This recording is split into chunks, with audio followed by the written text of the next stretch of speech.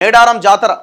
మేడారం మెరిసేలా, జాతర మురిసేలా రాతి కట్టడాలుగా వనదేవతల గద్దెలు, ఆదివాసీ చరిత్రను తెలిపే వేల చిహ్నాలు, 251 కోట్లతో శాశ్వత అభివృద్ధి పనులు. అసలు పోయి రావాలి ఒకసారి, అక్కడ ఎట్లా నిర్మాణం జరుగుతుంది ఏంటి అన్న దాని విషయంలో పోయి రావాలి. ఇగో పగిడిద్దరాజు గోవిందరాజుల నూతన గద్దెల్లో ఇదొకటట. అంటే అక్కడ ఈ గద్దెలు ఉన్నాయి కదా, ఇక్కడ మేడారం గద్దెల ప్రాంగణం ఇట్లా ఉంటుందట. చుట్టూ రౌండ్ ఒకటి, ఈ మధ్యలో గద్దెలు, సమ్మక్క సారక్క గద్దె, పగిడిద్దరాజు గద్దె ఇట్లా. మేడారం సమ్మక్క సారలమ్మ మహాజాతరను ఈసారి కొత్త రూపుతో వైభవంగా నిర్వహించేందుకు రాష్ట్ర ప్రభుత్వం ఉపక్రమించింది. వచ్చే ఏడాది జనవరి 28 నుంచి 31 వరకు జరిగే జాతరకు తెలంగాణతో పాటు పొరుగు రాష్ట్రాల నుంచి 1 కోటి మందికి పైగా భక్తులు తరలివస్తారని అంచనా. ఈసారి ఎప్పుడూ కల్పించే తాత్కాలిక సౌకర్యాలతో పాటు శాశ్వత నిర్మాణాలపై సర్కారు దృష్టి పెట్టింది. ఎన్నడూ లేని విధంగా 250 కోట్లతో మేడారం అభివృద్ధికి శ్రీకారం చుట్టింది.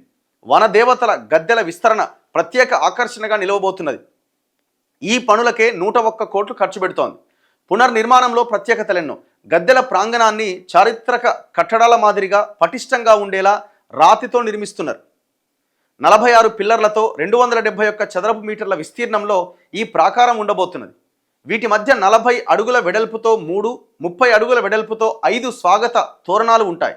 గద్దెల ప్రాంగణానికి ముందు 50 అడుగుల వెడల్పున ప్రధాన స్వాగత తోరణం ఉంటుంది. పగిడిద్దరాజు గోవిందరాజు గద్దెలను సమ్మక్క సారలమ్మ గద్దెలు ఉండే వరుసలోకి మారుస్తున్నారు. భక్తులంతా ఒక వరుసలో దర్శనానికి వెళ్లేలా ఈ ఏర్పాట్లు చేస్తున్నారు. వృత్తాకారంలో ఉండే గద్దె చుట్టూ 8 స్తంభాలు, మధ్యలో వెదురు బొంగులతో తయారు చేస్తున్నారట.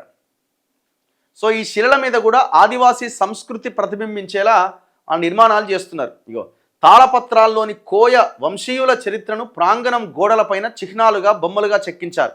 యాక్చువల్గా ప్రభుత్వం ప్లాన్ వేరే ఉండేనట్టు, కానీ ఆదివాసీ సంఘాలు వీళ్ళంతా వ్యతిరేకించడంతో మళ్ళీ దాన్ని పూర్తిగా ఆదివాసీ సంస్కృతి, అక్కడికి వెళ్ళి చూస్తే ఆ ఆదివాసీల సంస్కృతి ఉట్టిపడేలాగా దాన్ని తయారు చేస్తున్నారు, తీర్చిదిద్దుతున్నారు.